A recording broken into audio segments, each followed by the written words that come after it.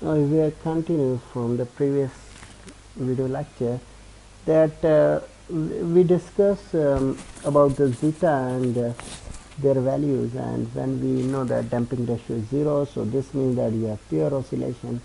This is undamped response. When zeta is between 1 and 0, then you have a complex poles. So in that case you have underdamped response. When zeta is 1, so you have poles both at the same location, and it is a critical damp. When zeta is greater than 1, then you have two real poles but not or repeating, so it is underdamped. So this is what we discuss. Now if we this is actually overdamped, so let me start here again. So you have values that is minus zeta and minus omega n under root zeta square minus 1. Similarly, this value is minus zeta omega n. Now here is the plus omega n under root zeta square minus 1. So these are the root values, and if I look at the response, when t tends to infinity here, CFT is the response. The response is overdamped. So this is overdamped response. Now this is what we discuss. Now we will look at some examples, and so here is the example on zeta, and it says that now example is to criticize for the system in the find the value of zeta and report the kind of response. Okay, we have to find the value of zeta and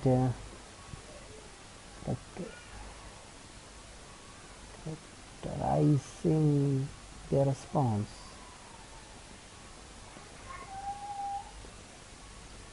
So, and there are actually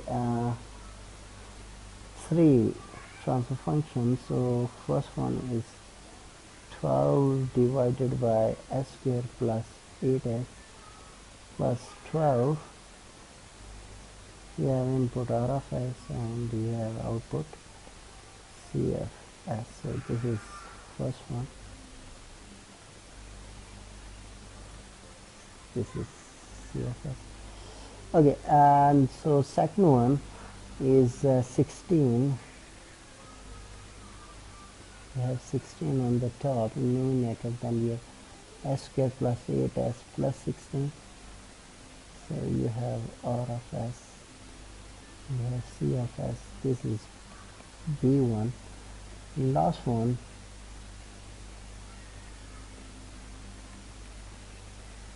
you have on top is 20.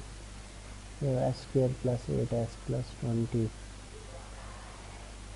r of s. Now to look at the response, what we have to do is to calculate zeta. Now as we know that a is equal to 2 zeta omega n, and omega n is equal to under root e. So this is the formula to calculate here. So if we now from here, what is zeta? If I plug in the values from these two, so zeta becomes a divided by 2 under root b. So this is the value where we can use to look at the zeta. Now for part A, so zeta becomes, for part A, just plug in the values. So here b is 12 and a is 8. So if you solve it, it becomes 1.155. Okay, because a is 8, b is 12. So in that case, we have a zeta that is actually zeta is greater than 1, so this is our dam system.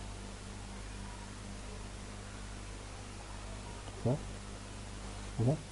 Now if I look at the second one, so for second one zeta becomes, if I plug in the values, so it becomes uh,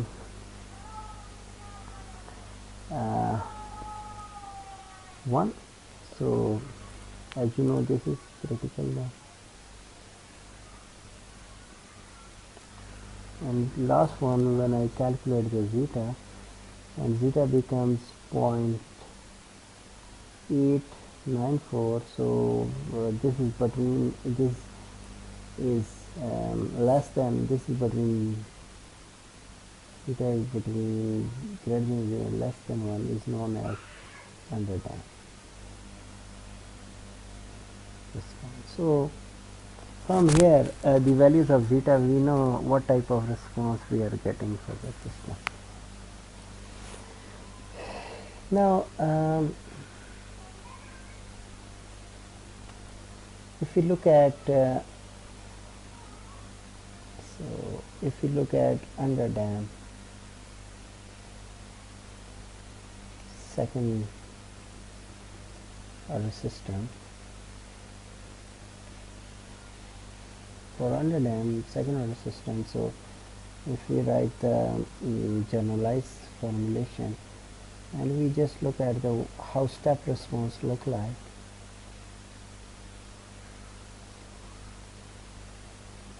S square plus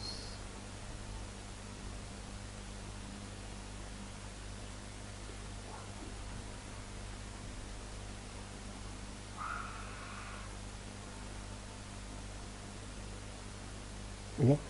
So how we look like for response, we have to do the partial fraction, so it becomes k1 by s plus k2s plus k3 divided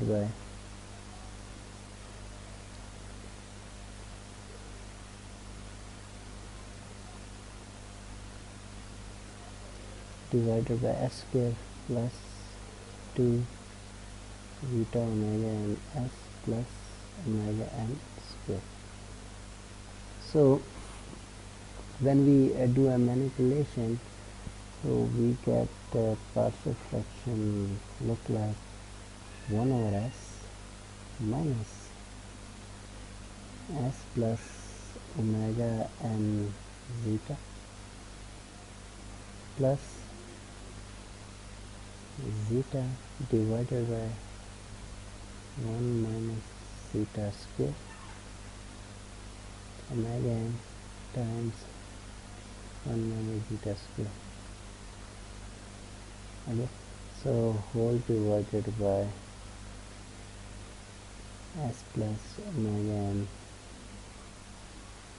zeta whole square plus omega n square times 1 minus zeta square. So this is what we get after partial fraction. So if you look at the response, if we take the inverse Laplace, so it becomes 1 minus exponential minus zeta omega n t times cos of omega n times 1 minus zeta square t plus zeta 1 minus zeta square under root sine of omega n under root 1 minus zeta square t, or we can say that this is equal to 1 minus 1 over under root 1 minus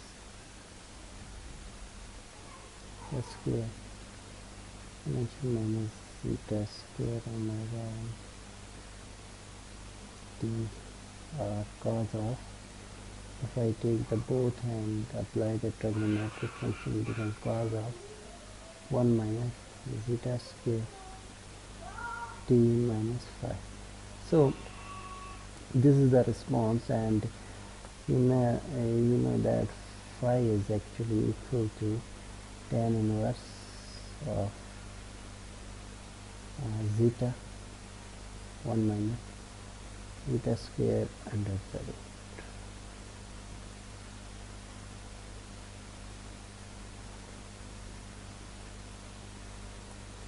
Let me rewrite here. Not clear. So phi is equal to tan inverse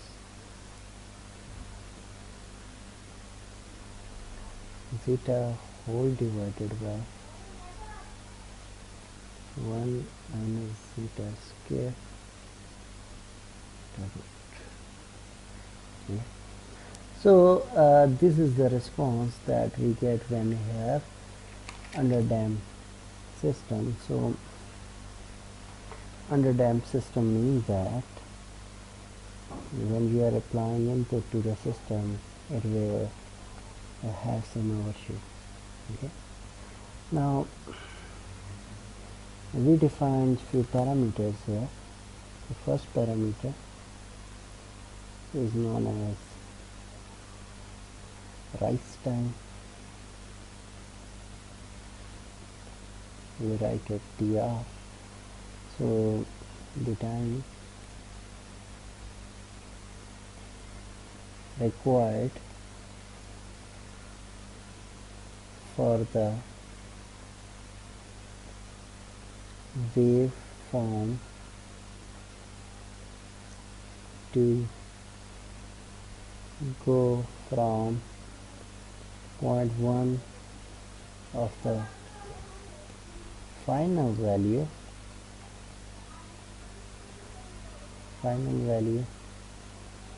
to 0.9 of the final value. So this is known as rise time. Then the second one is known as peak time. Peak time is represented by TP. So peak time is the time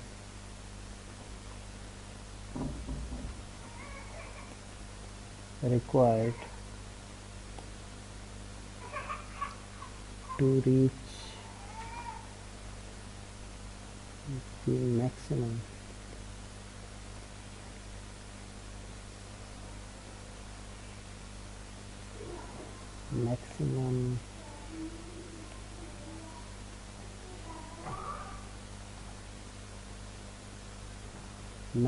peak.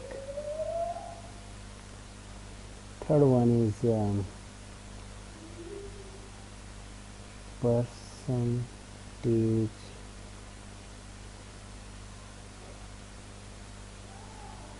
overshoot. Now percentage overshoot is represented by OS. So the amount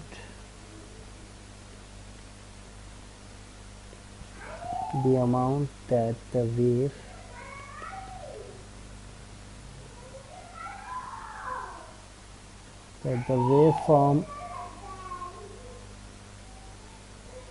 waveform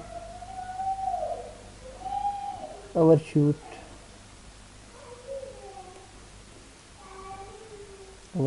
the steady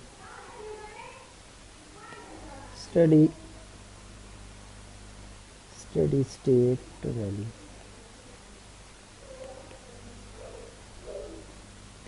or final value at the peak time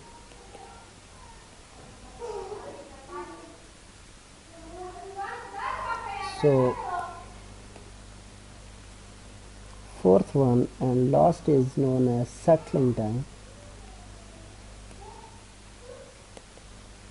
That is represented by TS. So this is the time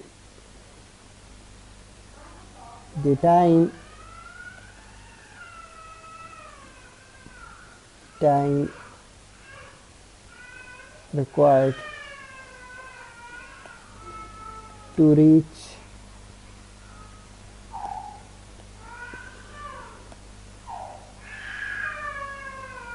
to reach plus minus 2% of C final value. So there are different parameters that we can look at. So we already discussed this. For example, if the step input you are, so let me redraw it. It's not okay. So assume this is a response and this is time. Okay, now assume that this is the final value. We say that this is C final. Okay, now for this C final, so assume that this is the response we are getting, and this is what we get. Okay, now if we take assume that this is 0.1 of C final, and this is assume that this is 0.9 of C final. Okay, and if I change the color and I see that I assume this is the 2%, 0.98 around. Okay. Similarly, this is 1.02%. So if I put it, alright, so something like that. Now this is 1 point. Let me use the red one. This is 1.02 of C final, and this is 0.98 C final. Okay. Now the time when either this or this, no, this is the first one. So if I draw a line here, so either it reach 1.02 of the final or 0.8, which is the first one.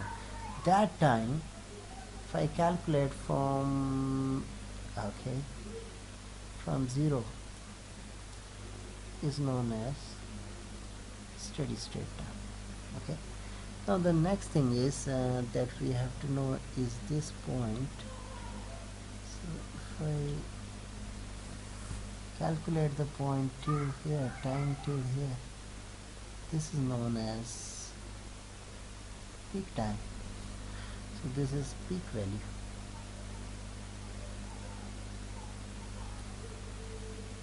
We call it as C max. Okay. Now after that we calculate steady state time. Now it's time to calculate rise time. So this is the 10% time, and this is the, I think this is the point 90%. So the time between these two, if I calculate the time starting from here till here, is known as rise time. So this is what we get from this response. So this is second order,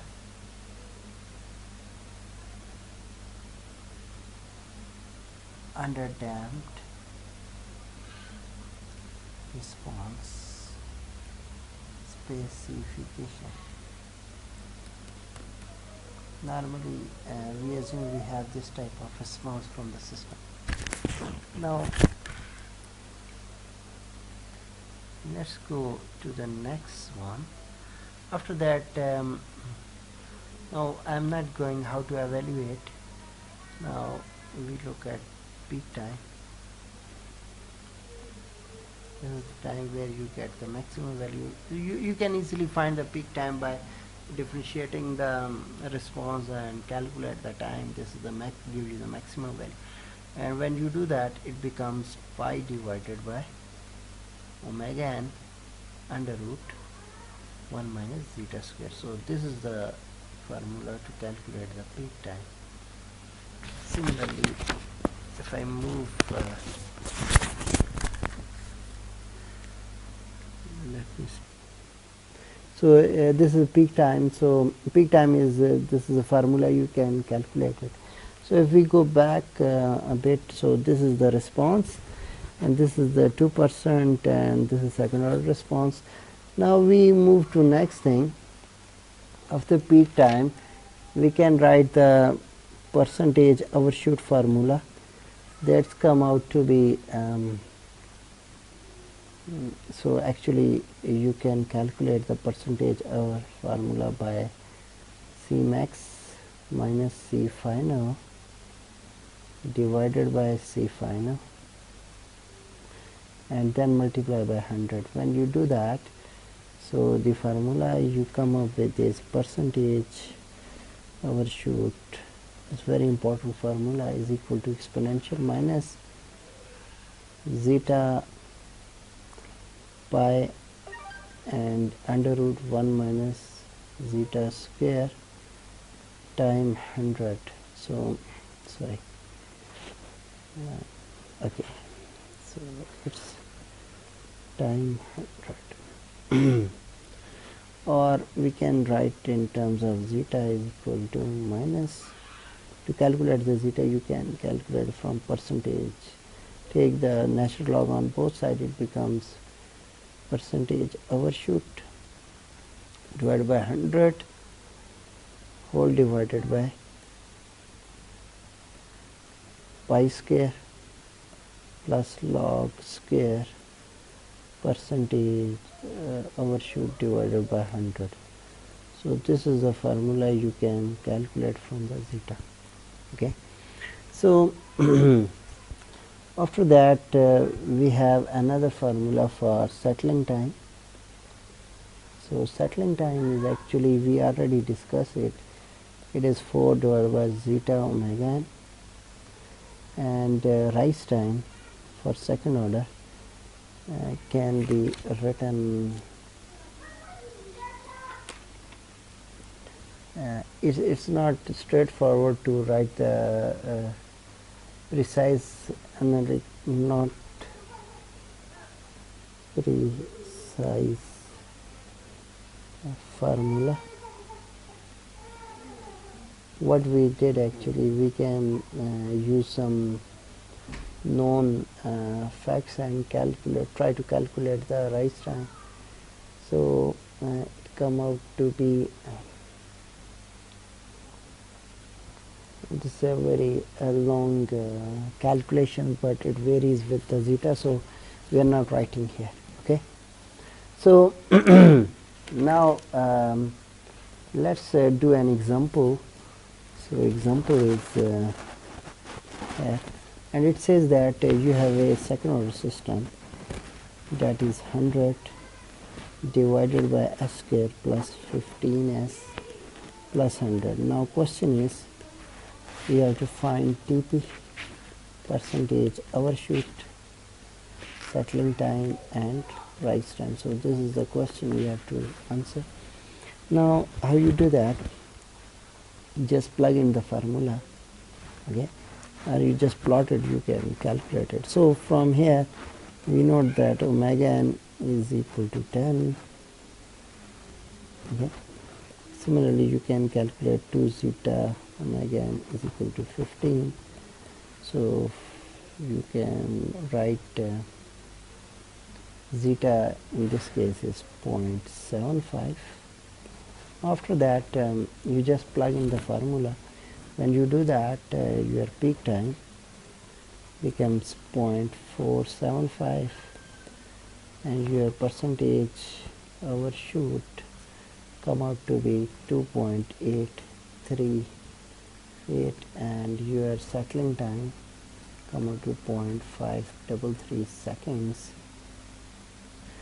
So this is the way you can calculate. Now rise time, in this case it becomes 0.23 seconds. So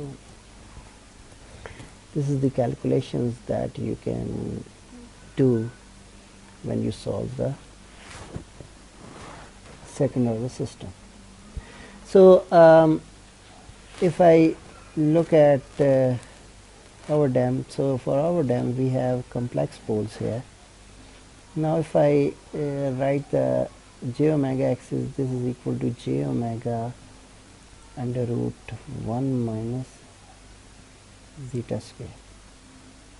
or we can call it j omega d if I call this as omega d. Similarly, if I look at this point is actually minus zeta omega n.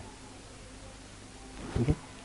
Now this is the way, and similarly this is minus j omega 1 minus zeta square, that is equal to minus j omega d. So this is if I draw a line,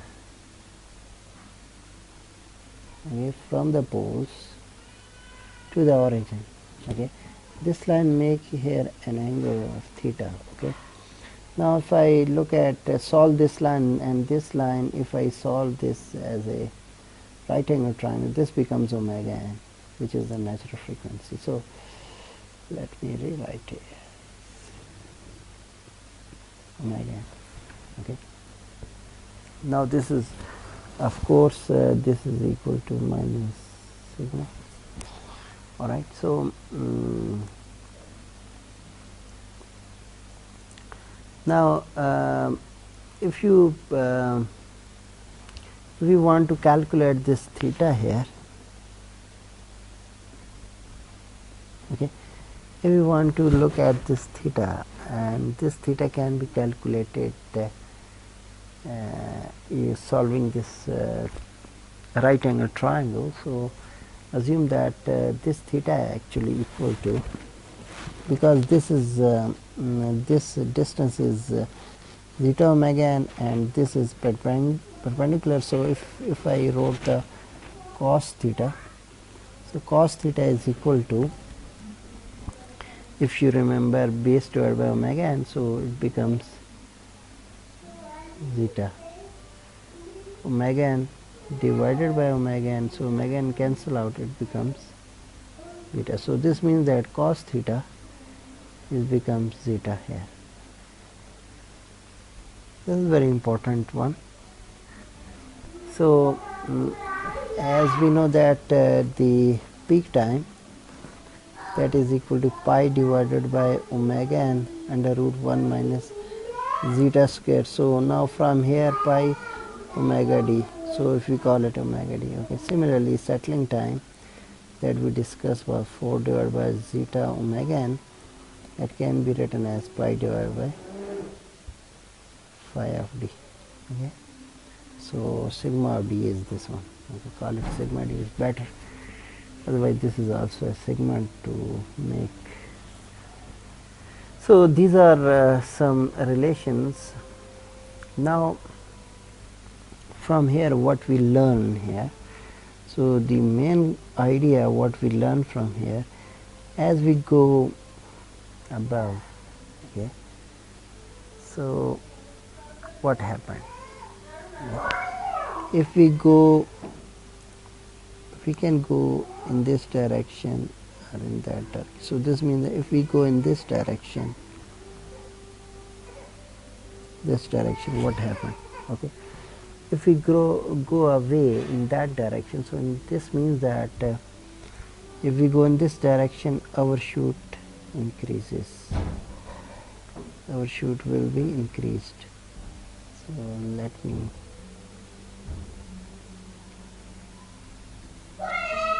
overshoot increases if I go in this direction. Okay. Now in second thing is when I go in that direction, so there's another thing, if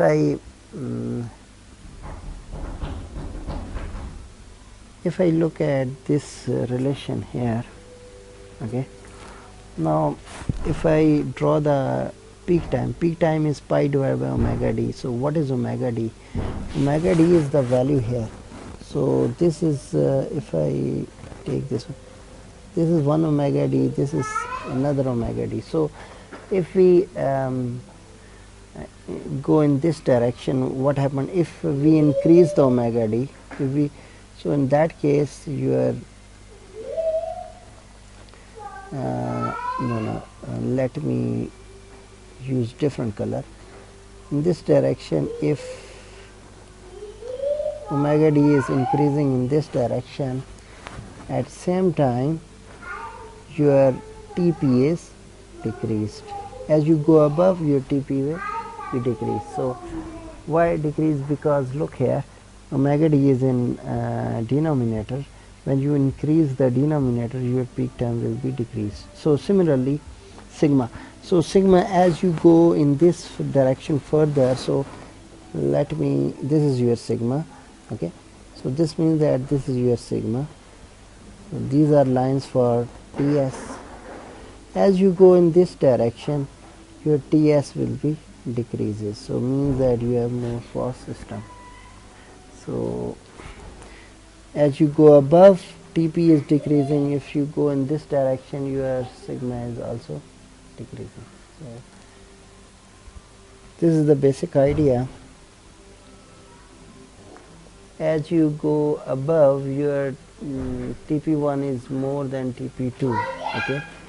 So now this is the basic idea that we can get from here, that settling time is decreased as we go in this direction. Similarly, as we go above, where our TP is also decreased. So below, TP is decreased. Now the this give us some phenomena to understand the concept. Now further refine this concept. This is very, very important concepts. So if we look here, now we assume that we have response, and response has something like this. So you have a pole here. This is your j omega, and this is your real part. Now at this pole, if I want to draw the, now at this pole you have response something like this, okay. I use different colors for different responses so that you understand what's going on. Now if I use red color, and if I have poles, now at this equation, what happened? If I go above, so as I go above, your number of oscillation increase. So this means that for second one, you have more oscillations, okay. Now what about if I further go above? So in that case, your oscillation will, you have more oscillations than that, so you have more oscillations, okay. So this means that the main idea is, as you go move in this direction, in that direction, oscillations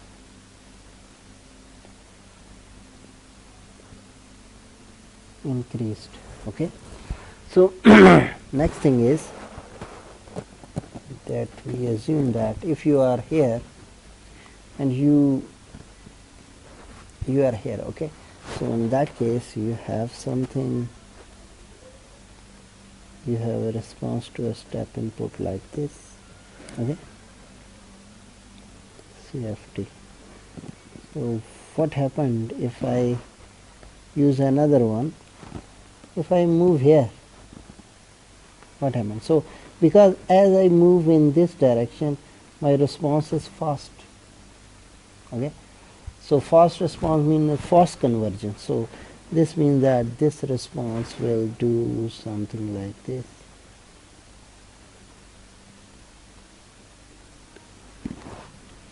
So this is a very important phenomena, that your response will behave.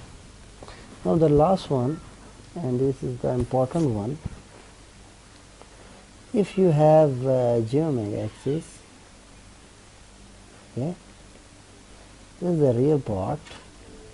Now if you move in vertical, for example, you have first pole here.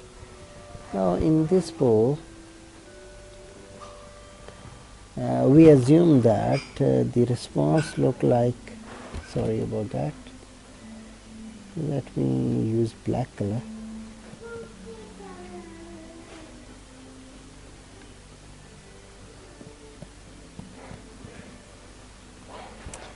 Assume that for this one my response is something like this.